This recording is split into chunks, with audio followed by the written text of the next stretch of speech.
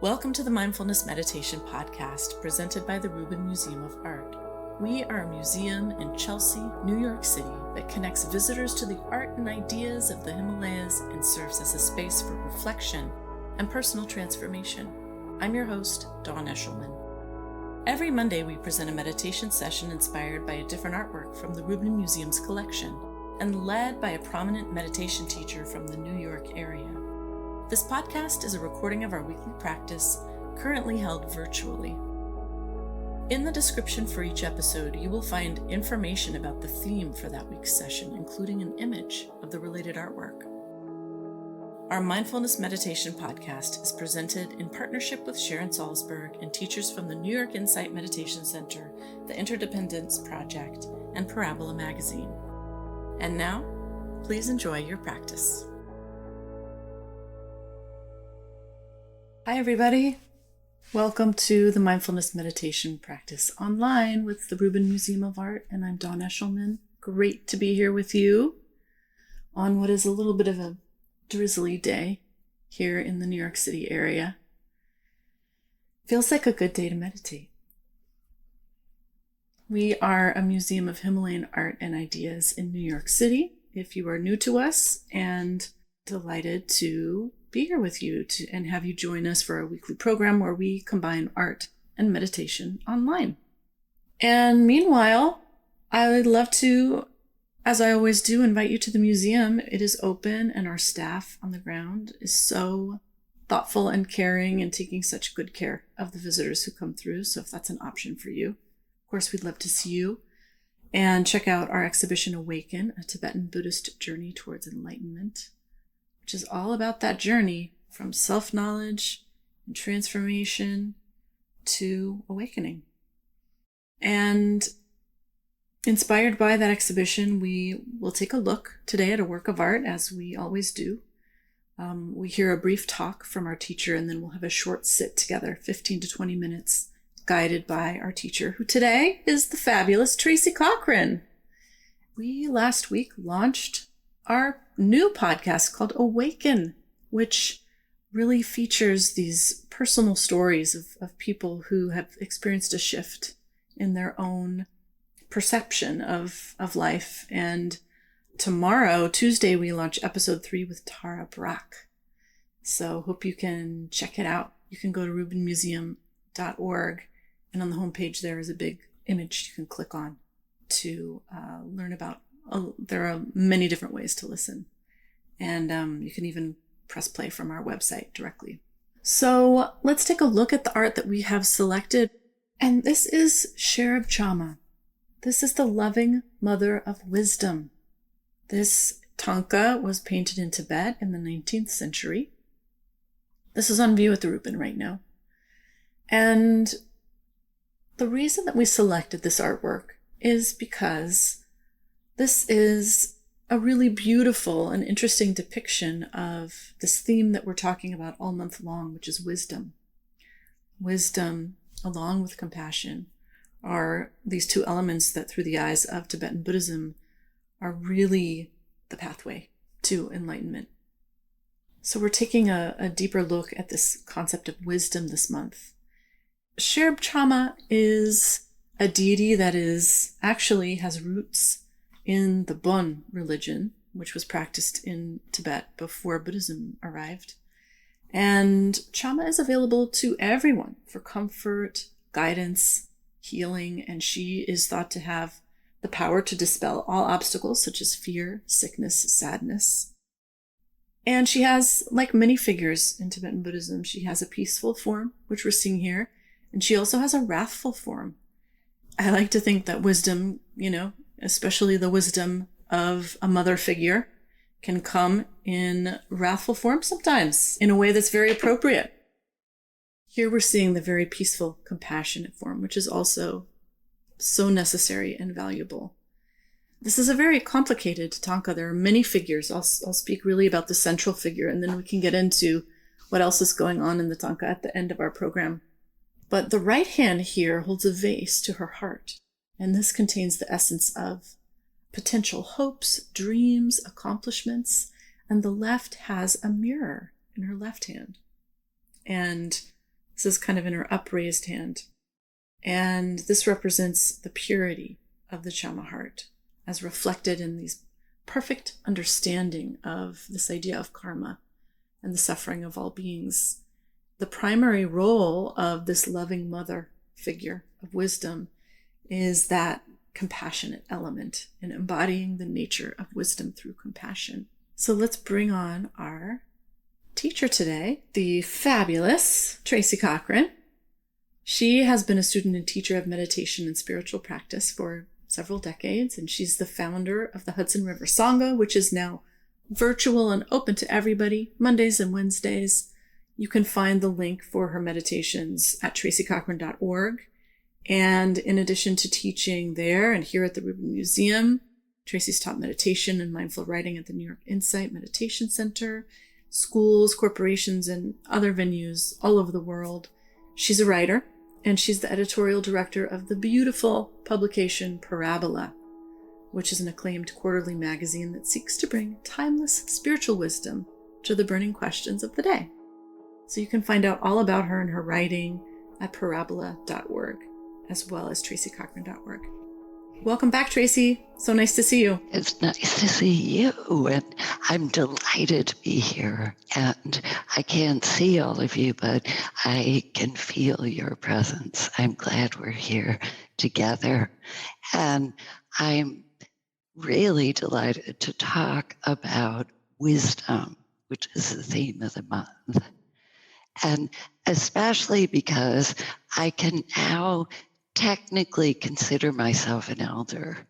And as many of us know, we should listen to our elders, not because they know what's right, but because they have so much experience doing things wrong and getting things wrong. And I can certainly attest to that. I haven't made the same mistake twice. I've made some of the mistakes dozens of times. And the interesting thing that I've discovered is that it's in the midst of a wrong turn, seemingly wrong turn, that I discover what the right turn might be, what the right quality might be.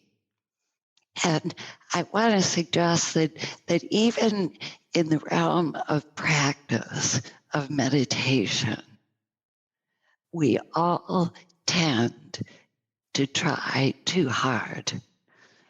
First of all, we come here under the assumption that meditation will lead us to a pleasant state. And this isn't always so. I mean, first of all, it produces a lot of striving. I saw a cartoon in the New Yorker that just came out that has two people in a hammock.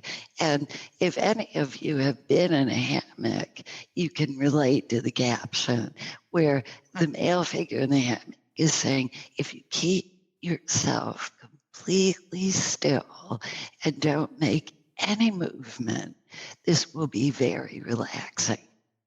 Because if you make the slightest movement, you can start the hammock swinging and even tumble out of the hammock.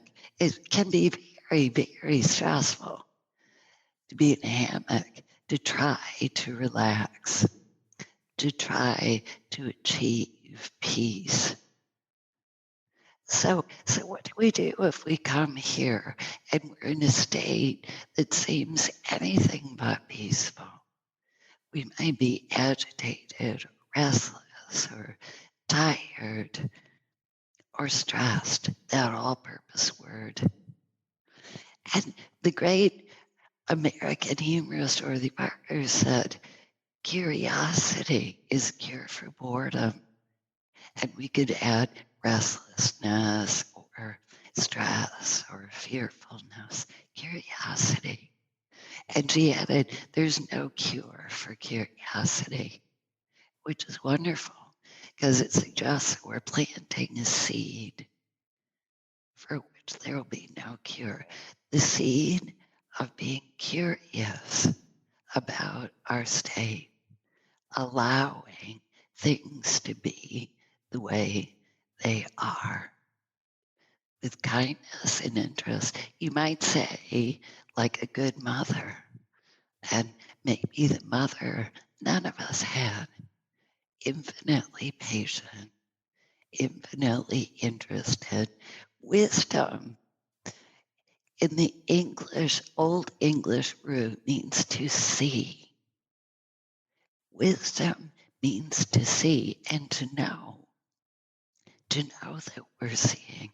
Wisdom is seeing what we don't see at first in our striving, in our thinking, in our eagerness to achieve.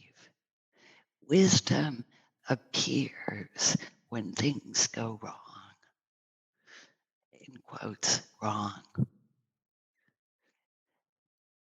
And I love this image because it's a beautiful mother who isn't just mild and cookie baking and dispensing hugs. She's also fierce. And it reminds me of a time long ago, being an elder, this is long ago, when I had a little baby and I lived in the East Village of Manhattan on the Lower East Side, and it was a different time in, in the Lower East Side in the East Village, and things were very exciting. It was the whole neighborhood was full of pop-up art galleries and punks and bands, and there was a whiff of danger. And all of this seemed incredibly exciting and incredibly creative until I had a baby.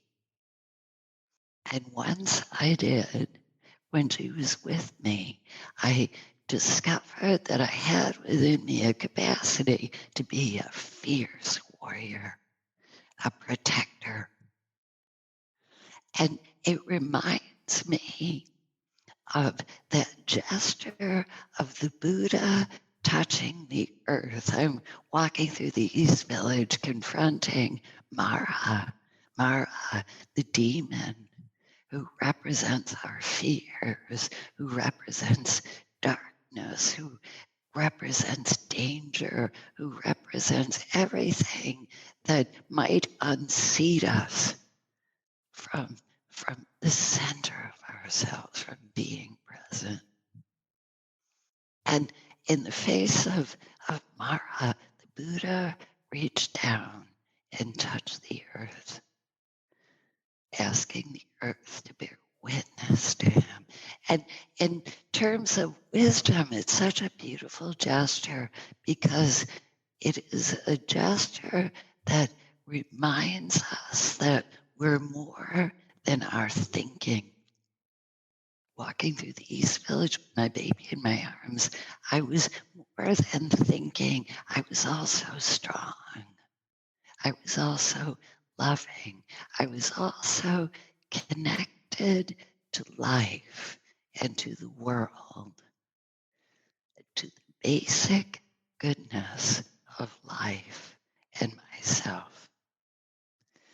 And I invite you to remember those times that may have been painful for you or troubling, times when you may have had to leave a relationship or a job, times when you've been sick or frightened.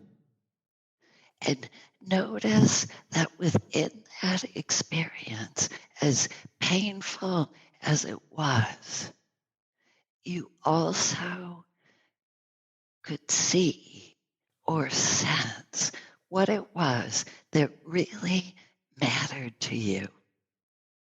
And it might have taken the form of almost like a prayer. If I get out of this in one piece, I will only care about being alive and good and helpful.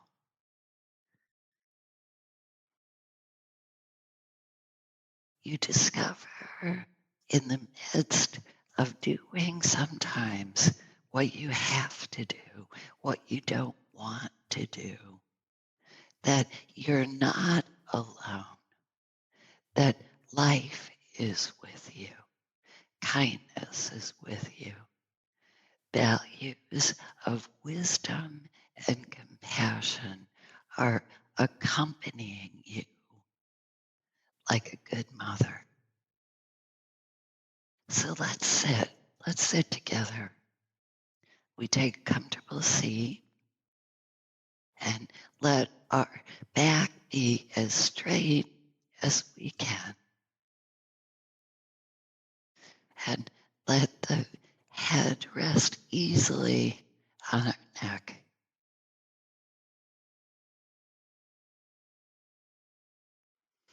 And just notice how it feels to be present. Don't think about it. Just allow yourself to feel how it is to be here in the simplest and most direct way.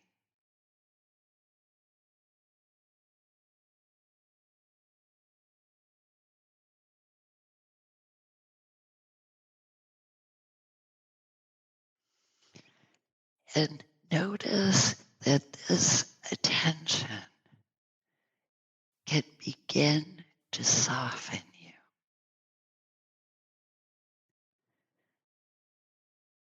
Let it go to places of tension, places where you might not feel anything.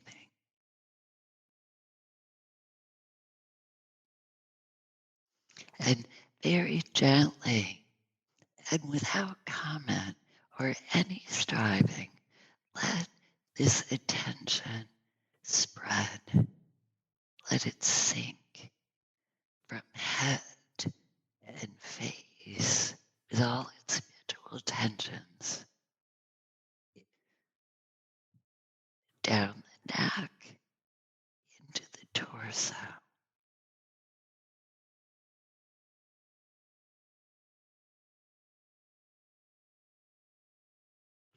And down and down through the arms and the legs, all the way down to your feet.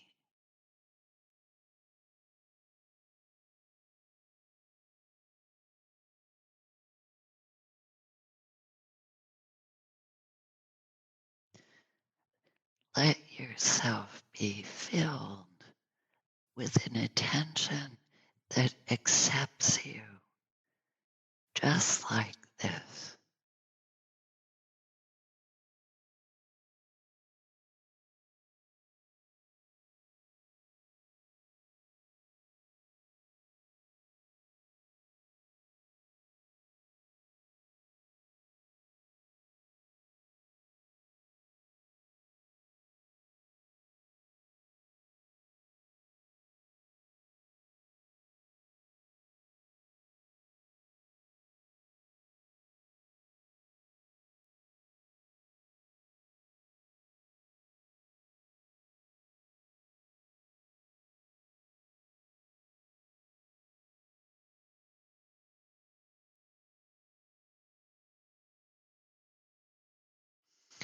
And notice that when you begin to think that this is completely natural, thinking happens just like breath.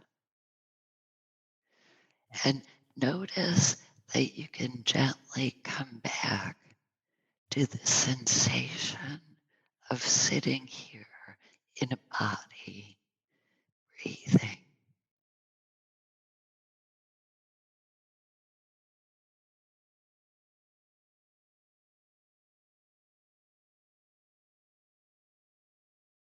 Notice how it feels to come to presence.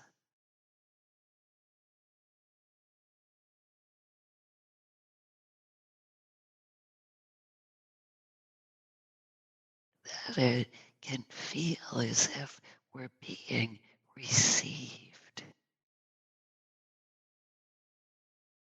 by an awareness that looks and senses us with kindness and complete acceptance.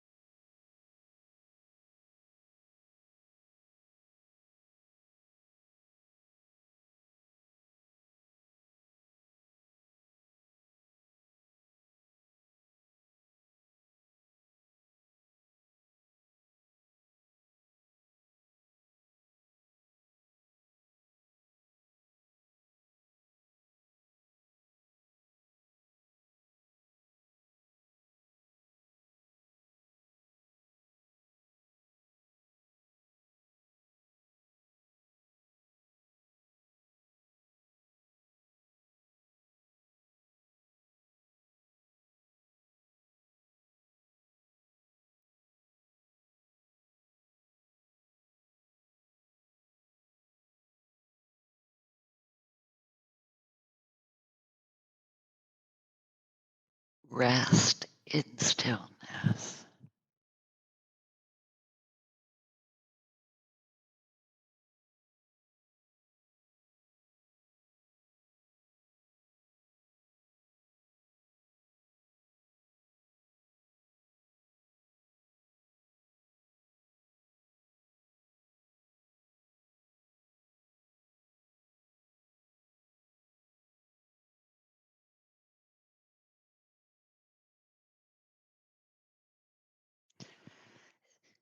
Notice that meditation is remembering the body and sensation and feelings.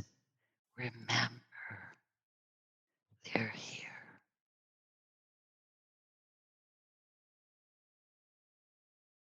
Opening to receive.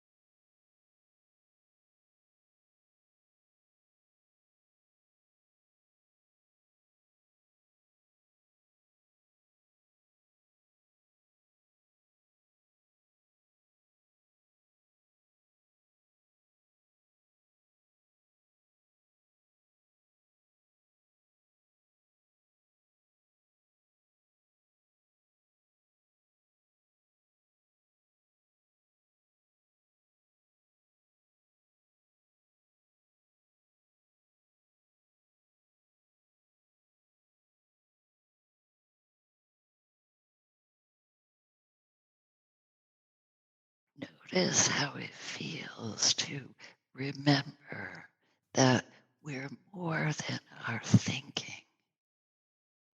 We're alive and open to life, responsive.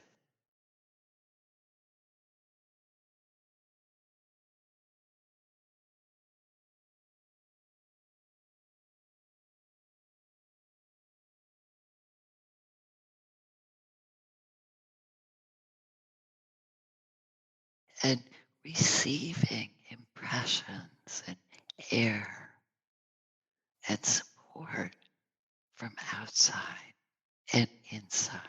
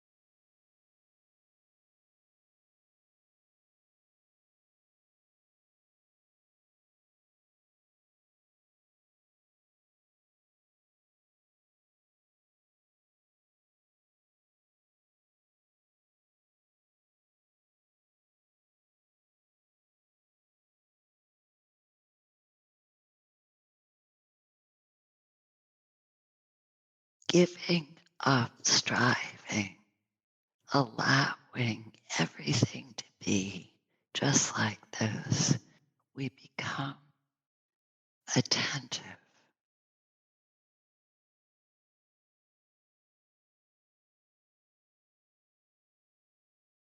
to the present moment.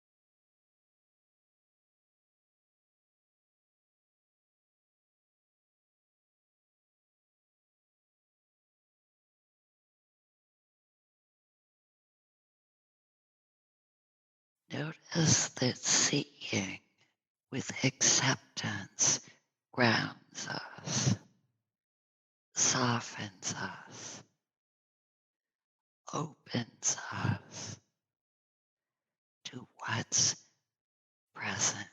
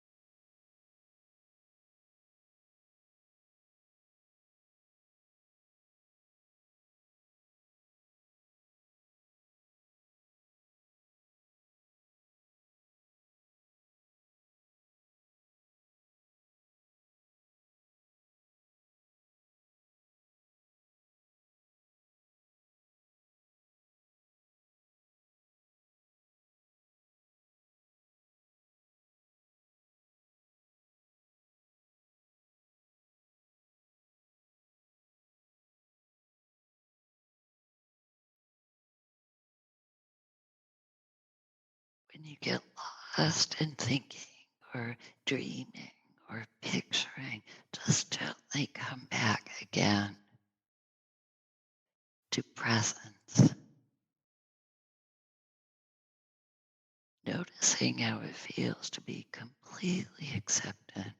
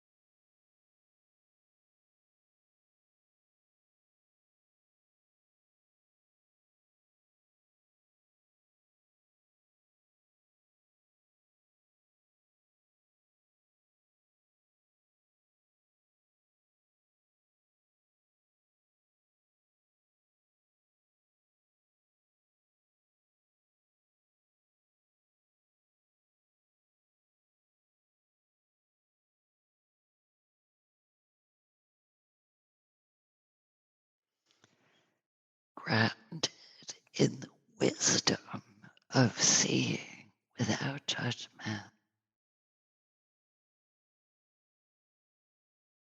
with openness and curiosity.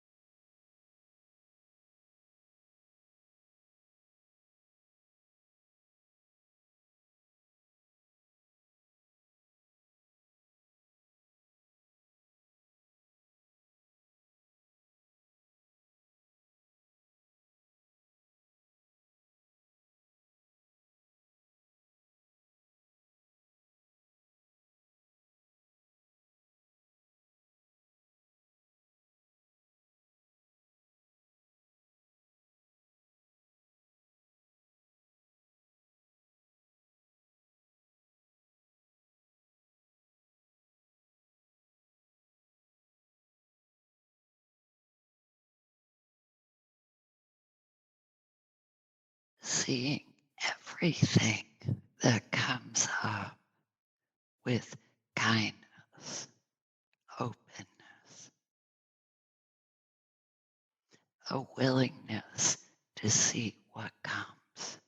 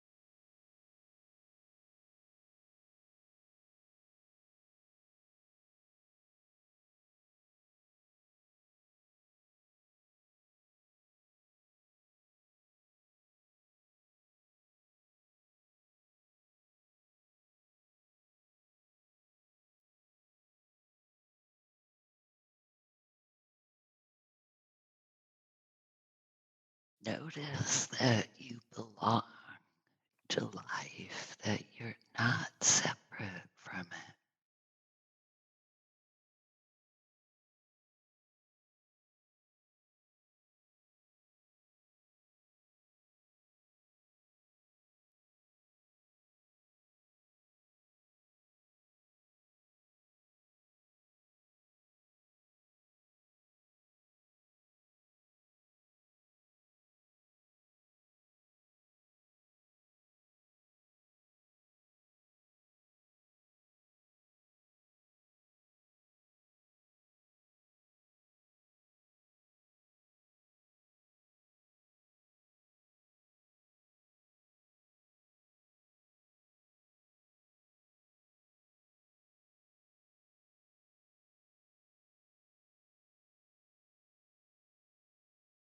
You are not alone.